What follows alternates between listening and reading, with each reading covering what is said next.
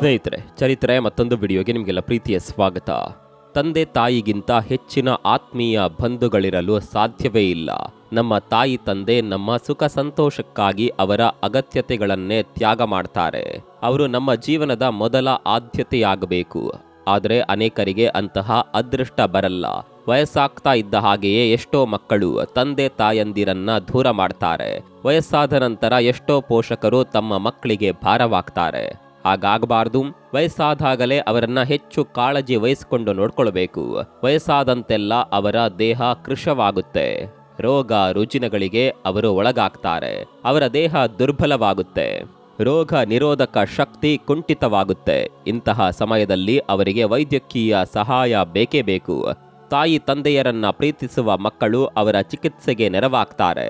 ಏನೇ ಬರಲಿ, ತಂದೆ ತಾಯಿ ಚೆನ್ನಾಗಿದ್ರೆ, ಆರೋಗ್ಯವಾಗಿದ್ರೆ ಸಾಕು, ಬೇರೇನು ನಮಗೆ ಬೇಡ ಎನ್ನುವ ಮಕ್ಕಳು ಇವತ್ತಿಗೂ ಸಹ ಇದ್ದಾರೆ. ತಾಯಿ ತಂದೆಗೆ ಆರೋಗ್ಯದಲ್ಲಿ ವ್ಯತ್ಯಾಸವಾದಾಗ ಅವರ ಮಕ್ಕಳಿಗೆ ಸರಿಯಾದ ನಿದ್ರೆ ಸಹ ಬರೋದಿಲ್ಲ. ತಂದೆ ತಾಯಿಯರ ಬಗ್ಗೆ ಇಷ್ಟೆಲ್ಲ ಯೋಚಿಸುವ ಮಕ್ಕಳು ನಮ್ಮ ನಡುವೆ ಇನ್ನೂ ಇದ್ದಾರೆ. ನಿಮಗೆ ವಯಸ್ಸಾಗ್ತಾ ಆಗ್ತಾ ನಿಮ್ಮ ಪೋಷಕರು ಸಹ ವೃದ್ಧರಾಗ್ತಾ ಹೋಗ್ತಾರೆ. ಇಲ್ಲಿ ಅವರನ್ನ ನೋಡಿಕೊಳ್ಳೋದು ಅಂದ್ರೆ ಮನೇಲಿಡ್ಕೊಂಡು 2 ಹೊತ್ತು ಊಟ ಹಾಕೋದು, ಬಟ್ಟೆ ಕೊಡಿಸೋದು, ಅವರ ಅಗತ್ಯ ಪೂರೈಸೋದು, ಇದಿಷ್ಟೇ ಮಕ್ಕಳಾಗಿ ನಿಮ್ಮ ಕರ್ತವ್ಯ ಆಗೋದಿಲ್ಲ. ಅವರಿಗೆ ಆರೋಗ್ಯದ ಸಮಸ್ಯೆ ಎದುರಾದಾಗ ಅವರಿಗೆ ಕ್ವಾಲಿಟಿ ಚಿಕಿತ್ಸೆ ಸಮಯಕ್ಕೆ ಸರಿಯಾಗಿ ಸಿಗಬೇಕು. ಹಾಗೂ ಇದು ಮಕ್ಕಳ ಜೇಬಿಗೂ ಸಹ ಅಧಿಕ ಹೊರೆಯಾಗಬಾರದು. ಎಷ್ಟೋ ಜನ ಮಕ್ಕಳಿಗೆ ತಾಯಿ ತಂದೆಯ ಅನಾರೋಗ್ಯಕ್ಕೆ ಚಿಕಿತ್ಸೆ ಕೊಡಿಸುವ ಕನಸಿದ್ದರೂ ಸಹ ಹಣದ ಅಭಾವದಿಂದಾಗಿ ಅವರು ಆ ಪ್ರಯತ್ನಕ್ಕೆ ಮುಂದಾಗೋದಿಲ್ಲ. ಇದನ್ನ ತಪ್ಪಿಸಲು ಇರುವ ಒಂದೇ ಒಂದು ಸೂಕ್ತ ಮಾರ್ಗ ಏನ್ ಗೊತ್ತಾ? ಅದೇ ಪೇರೆಂಟ್ಸ್ ಹೆಲ್ತ್ ಇನ್ಶೂರೆನ್ಸ್. ಇನ್ಶೂರೆನ್ಸ್ಗಳಲ್ಲಿ ನಾನಾ ತರಹ ಇದೆ. ಅದರಲ್ಲಿ ಈ ಹೆಲ್ತ್ ಇನ್ಶೂರೆನ್ಸ್ ಪ್ರಮುಖವಾದದ್ದು. ಈ ಹೆಲ್ತ್ ಇನ್ಶೂರೆನ್ಸ್ಗಳಲ್ಲಿ ಪೇರೆಂಟ್ಸ್ ಹೆಲ್ತ್ ಇನ್ಶೂರೆನ್ಸ್ ಕೂಡ ಮುಖ್ಯ. ಏನಿದು ಪೇರೆಂಟ್ಸ್ ಹೆಲ್ತ್ ಇನ್ಶೂರೆನ್ಸ್ ಅನ್ನೋದಾದ್ರೆ 50 ವರ್ಷ ದಾಟಿದ ಎಲ್ಲರಿಗೂ ಸಹ ಈ ವಯಸ್ಕರ ಆರೋಗ್ಯ ವಿಮೆ ಇವತ್ತು ಅತ್ಯಗತ್ಯ. ನಿಮ್ಮ ಪೋಷಕರಿಗೆ ಚಿಕಿತ್ಸೆ ವೆಚ್ಚ ಎಂದು ಬಂದಾಗ ಅದರ ಎಲ್ಲ ಖರ್ಚಿನ ಭಾರ ನಿಮ್ಮೊಬ್ಬರ ಹೆಗಲ ಮೇಲೆ ಬೀಳಬಾರದು. ಅದರ ಖರ್ಚೆಲ್ಲವನ್ನ ಕವರ್ ಮಾಡುವಂತಹ ಹೆಲ್ತ್ ಇನ್ಶೂರೆನ್ಸ್ ಸ್ಕೀಮ್ಗಳಿವೆ. ಅವುಗಳನ್ನ ನೀವು ಸೆಲೆಕ್ಟ್ ಮಾಡಬೇಕು. ಇದು ತಾಯಿಗೆ ಪ್ರತ್ಯೇಕ ಹಾಗೂ ತಂದೆಗೆ ಪ್ರತ್ಯೇಕವಾಗಿಯೂ ಮಾಡಿಸಬಹುದು. ಹಾಗೂ ಫ್ಯಾಮಿಲಿ ಫ್ಲೋಟರ್ ಎನ್ನುವ ಪಾಲಿಸಿಯ ಮೂಲಕವೂ ಪ್ಯಾಕೇಜ್ ತರಹ ಎಲ್ಲರಿಗೂ ಸೇರಿಯೂ ನೀವು ಮಾಡಿಸಬಹುದು. ನಮ್ಮಲ್ಲಿ ಇನ್ಶೂರೆನ್ಸ್ ರೆಗ್ಯುಲೇಟ್ ಮಾಡುವ IRDI ಸಂಸ್ಥೆಯೂ ಸಹ 65 ವರ್ಷ ವಯಸ್ಸು ದಾಟಿದವರಿಗೂ ಸಹ ಯಾವುದೇ ತರಹದ ಅಪ್ಪರ್ ಲಿಮಿಟ್ ಇಲ್ಲದ ಕಾಂಪ್ರಿಹೆನ್ಸಿವ್ ಪ್ಲಾನ್ನ ಅದು ಹೊರತಂದಿದೆ. ಹಾಗೂ ಅದರ ಟರ್ಮ್ ಮೊತ್ತದ ಪ್ರೀಮಿಯಂ ಹಣವು ವರ್ಷಕ್ಕೆ 10% ಹೆಚ್ಚು ಜಾಸ್ತಿ ಆಗಬಾರದು ಎಂದು ಸಹ ಅದು ಹೊಸ ರೂಲ್ಸ್ ಅನ್ನ ಎಲ್ಲ ಸೀನಿಯರ್ ಸಿಟಿಜನ್ಗಳ ಆರೋಗ್ಯ ವಿಮೆಯಲ್ಲಿ ತಂದಿದೆ. ಇನ್ನು ಈ ಕುರಿತಾಗಿ ಸೀನಿಯರ್ ಸಿಟಿಜನ್ಗಳಿಗೆ ಯಾವ ತರಹದ ಹೆಲ್ತ್ ಇನ್ಶೂರೆನ್ಸ್ ಸೂಕ್ತ ಎಂದು ನಾವು ಸರ್ಚ್ ಮಾಡುವಾಗ ಈ ಒಂದು ಲೇಖನ ನಮ್ಗೆ ಸಿಕ್ತು. ಇದು ಇನ್ಶೂರೆನ್ಸ್ ಸಲಹಾ ಸಂಸ್ಥೆಯಾದ ಡಿಟ್ಟೋ ಅವರದ್ದು. ನಾವು ರಿಸರ್ಚ್ ಮಾಡಿದ್ರ ಪ್ರಕಾರ ಡಿಟ್ಟೋ ಇನ್ಶೂರೆನ್ಸ್ ಕುರಿತಾಗಿ ಸಲಹೆ ನೀಡುವ ಸಂಸ್ಥೆಗಳಲ್ಲೇ ದಿ ಬೆಸ್ಟ್ ಎನ್ನುವ ರಿವ್ಯೂ ಕೇಳಿ ಬಂತು. ನಿಮಗೆಲ್ಲ ನಮ್ಮ ದೇಶದ ಅತಿ ದೊಡ್ಡ ಸ್ಟಾಕ್ ಮಾರ್ಕೆಟ್ ವೇದಿಕೆಯಾದ ಝೀರೋದಾ ಗೊತ್ತಿದೆಯಲ್ವಾ? ಅದು ಬೆಂಗಳೂರು ಮೂಲದ ಕಾಮತ್ ಸಹೋದರರು ಕಟ್ಟಿ ಬೆಳೆಸಿದ ಸಂಸ್ಥೆ. ಅವರು ಸಹ ಈ ಡಿಟ್ಟೋನಲ್ಲೇ ಇನ್ವೆಸ್ಟ್ ಮಾಡಿ ಅದನ್ನ ಪ್ರಮೋಟ್ ಮಾಡ್ತಾ ಇದ್ದಾರೆ. ನೀವು ಯಾವುದೇ ಹೆಲ್ತ್ ಪಾಲಿಸಿ ತೆಗೆದುಕೊಳ್ಳೋದಕ್ಕೆ ಡಿಟ್ಟೋ ವೇದಿಕೆ ಬಳಸಿ ಅಲ್ಲಿ ರಿಜಿಸ್ಟರ್ ಮಾಡಿಕೊಂಡ್ರೆ ಇವರಿಂದ ನಿಮಗೆ ಯಾವುದೇ ತರಹದ ಅನಗತ್ಯ ಕರೆಗಳು ಬರೋದಿಲ್ಲ. ಕೆಲವು ಬೇರೆ ಕಡೆ ನೀವು ಅವರ ವೆಬ್ಸೈಟ್ಗೆ ಹೋಗಿ ಬಂದ ತಕ್ಷಣ ಕೆಲವರು ಪದೇ ಪದೇ ಕರೆ ಮಾಡಿ ಕಿರಿಕಿರಿ ಕೊಡ್ತಾರೆ. ಆದರೆ ಡಿಟ್ಟೋ ಹಾಗಲ್ಲ. ಇವರದು ಅತ್ಯಂತ ಸಿಸ್ಟಮ್ಯಾಟಿಕ್ ಸೇವೆ. ಇಲ್ಲಿ ಇವರಿಂದ ನಿಮಗೆ ಕರೆ ಬರಬೇಕು ಅಂದ್ರೆ ಅವರ ವೆಬ್ಸೈಟ್ಗೆ ಹೋಗಿ ನೀವೇ ಅದರ ಸಮಯ ಬುಕ್ ಮಾಡ್ಕೊಳ್ಬೇಕು. ಅಂದ್ರೆ ನಿಮಗೆ ಅವರು ಯಾವಾಗ ಎಷ್ಟು ಹೊತ್ತಿನಲ್ಲಿ ಯಾವತ್ತು ಕರೆ ಮಾಡಬೇಕು ಅಂತ ನೀವೇ ಟೈಮ್ ಫಿಕ್ಸ್ ಮಾಡಿಕೊಳ್ಳಲು ಅವಕಾಶ ಇದೆ. ಹಾಗೂ ಅವರ ಜೊತೆ ಮಾತನಾಡಲು ನೀವು ನಿಮಗೆ ಬೇಕಾದ ಭಾಷೆಯನ್ನ ಸಹ ಸೆಲೆಕ್ಟ್ ಮಾಡಲು ಅವಕಾಶ ಇದೆ. ನೀವು ನಿಗದಿ ಮಾಡಿದ ಸಮಯಕ್ಕೆ ಅವರಿಂದ ನಿಮಗೆ ಕರೆ ಬರುತ್ತೆ. ಆಗ ನೀವು ನಿಮಗೆ ಬೇಕಾದ ಸಲಹೆ ಸೂಚನೆ ಮತ್ತು ಗೈಡೆನ್ಸ್ ಅನ್ನ ಅವರಿಂದ ಕೇಳಿ ಪಡೆಯಬಹುದು. ಈಗ ಇವರಿಂದ ನೀವು ನಿಮಗೆ ಯಾವ ಇನ್ಶೂರೆನ್ಸ್ ಸೂಕ್ತ ಅಂತ ತಿಳಿದುಕೊಂಡು ಅದನ್ನ ಸೆಲೆಕ್ಟ್ ಮಾಡೋದಷ್ಟೇ ಅಲ್ಲ, ನಿಮ್ಮ ಟರ್ಮ್ ಮುಗಿಯುವ ಹೊತ್ತಿಗೆ ಅಥವಾ ಮಧ್ಯದಲ್ಲೇ ಯಾವಾಗಾದರೂ ಹಣ ಕ್ಲೈಮ್ ಮಾಡುವ ಸಂದರ್ಭ ಎದುರಾದಾಗ ಡಿಟ್ಟೋದವರೇ ನಿಂತು ನಿಮ್ಮ ಹಣ ನಿಮ್ಮ ಕೈಗೆ ಸಿಗುವಂತೆ ಮಾಡ್ತಾರೆ. ಅಂದ್ರೆ ಅದರ ಎಲ್ಲ ಪ್ರೋಸೆಸ್ಗಳ ಜವಾಬ್ದಾರಿಯನ್ನ ಅವರೇ ತೆಗೆದುಕೊಳ್ತಾರೆ. ಇಲ್ಲಿ ಯಾವುದೇ ತರಹದ ಪ್ರೋಸೆಸ್ ಫೀ ಇರೋದಿಲ್ಲ. ನೀವು ಕಾಮೆಂಟ್ ಬಾಕ್ಸ್ನಲ್ಲಿರುವ ಲಿಂಕನ್ನು ಕ್ಲಿಕ್ ಮಾಡಿ ಅವರ ವೆಬ್ಸೈಟ್ನ ವೇದಿಕೆಗೆ ವಿಸಿಟ್ ಕೊಟ್ಟರೆ ಅಲ್ಲೇ ನಿಮಗೆ ಎಷ್ಟೋ ಕ್ಲಾರಿಟಿ ಸಿಗುತ್ತೆ. ಆದರೂ ಸಹ ನಿಮಗೆ ಅಲ್ಲಿ ಏನಾದರೂ ಗೊಂದಲ ಆದಾಗ ನಿಮ್ಮ ಸಹಾಯಕ್ಕೆ ಅವರು ಸಿಗ್ತಾರೆ. ಹೇಗೆ ಅಂದರೆ ನೀವು ಅಲ್ಲಿಯೇ ಅವರ ಎಕ್ಸ್ಪರ್ಟ್ ಒಬ್ಬರಿಂದ ಕನ್ಸಲ್ಟೇಷನ್ ನಿಗದಿ ಮಾಡಿಕೊಳ್ಳಬಹುದು. ಈ ವಿಡಿಯೋದಲ್ಲಿ ಅದು ಹೇಗೆ ಅಂತ ನೀವು ನೋಡಬಹುದು.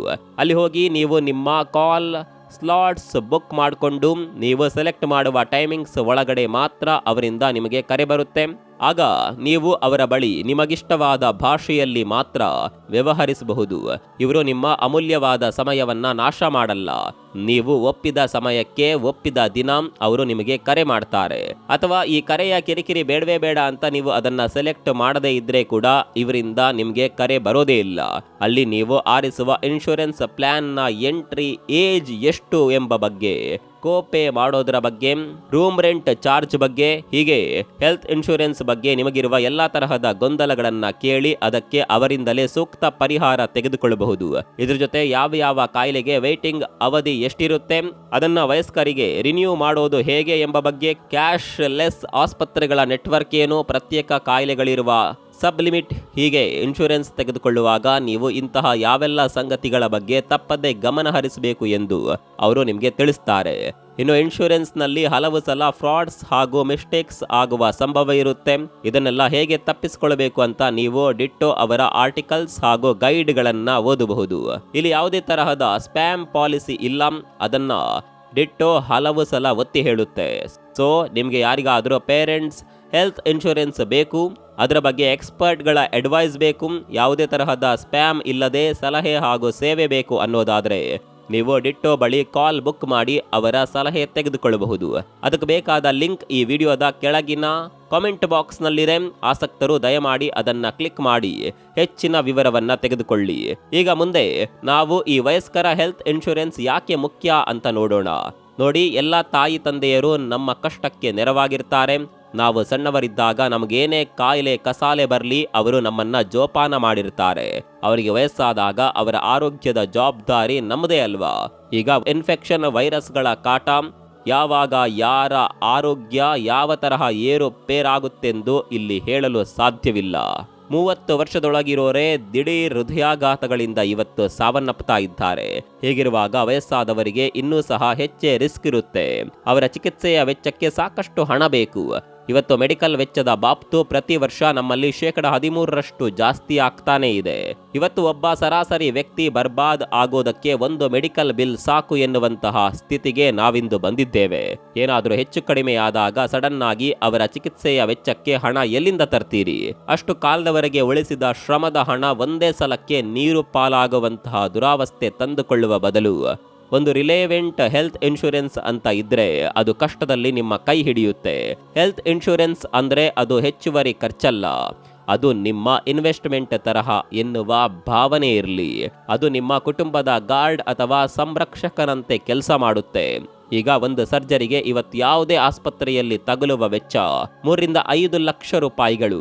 ನೀವೆಂತಹ ಆಸ್ಪತ್ರೆಗೆ ಸೇರಿಸಿದ್ದೀರಿ, ಅಲ್ಲಿ ಸಿಗುವ ಚಿಕಿತ್ಸೆಯ ಗುಣಮಟ್ಟ ಏನು ಎಂಬುದರ ಮೇಲೆ ವಯಸ್ಕರ ಆರೋಗ್ಯ ಸುಧಾರಣೆ ನಿಂತಿರುತ್ತೆ. ಅಥವಾ ವಯಸ್ಕರಲ್ಲಿ ಕಾಮನ್ ಆಗಿ ಕಂಡುಬರುವ ಮೊಣಕಾಲು ಚಿಪ್ಪು ರಿಪ್ಲೇಸ್ಮೆಂಟ್ಗೂ ಲಕ್ಷಾಂತರ ರೂಪಾಯಿಗಳ ಹಣ ಬೇಕು. ಒಂದು ವೇಳೆ ವಾರಗಟ್ಟಲೆ ಐಸಿಯುವಿನಲ್ಲಿ ಇರಬೇಕಾದಾಗ ಖಾಸಗಿ ಆಸ್ಪತ್ರೆಗಳಲ್ಲಿ ಅದರ ದಿನದ ಖರ್ಚೆ ಕನಿಷ್ಠ 8,000 ದಿಂದ 50,000 ರೂಪಾಯಿವರೆಗೆ ಇದೆ. ಹೀಗೇನಾದರೂ ಆದಾಗ ತಕ್ಷಣಕ್ಕೆ ನಿಮ್ಮ ಕೈಯಲ್ಲಿ ಹಣ ಇಲ್ಲ ಅಂದ್ರೆ ಆಗ ಮನೆಯಲ್ಲಿರುವ ಚಿನ್ನ ಸಾಲಲ್ಲ, ಅಥವಾ ಅದಕ್ಕಾಗಿ ನೀವೆಷ್ಟೇ ಸಾಲ ಮಾಡಿದ್ರೂ ಸಹ ಹಣದ ಕೊರತೆ ಇದ್ದೇ ಇರುತ್ತೆ. ಆವಾಗೆಲ್ಲ ಒಂದು ಸರಿಯಾದ ಹೆಲ್ತ್ ಪಾಲಿಸಿ ನಿಮ್ಮ ಹತ್ರ ಇದ್ರೆ ಚಿಕಿತ್ಸೆಯ ಎಲ್ಲಾ ವೆಚ್ಚವನ್ನ ಸಹ ಅದೇ ನೋಡಿಕೊಳ್ಳುತ್ತೆ. ಯಾಕಂದ್ರೆ ಈಗ ಸೀನಿಯರ್ ಸಿಟಿಜನ್ಗಳಿಗೆ 15 ರಿಂದ 25 ಲಕ್ಷ ರೂಪಾಯಿವರೆಗೆ ಹೆಲ್ತ್ ಇನ್ಶೂರೆನ್ಸ್ಗಳ ಸ್ಕೀಮ್ಗಳಿವೆ.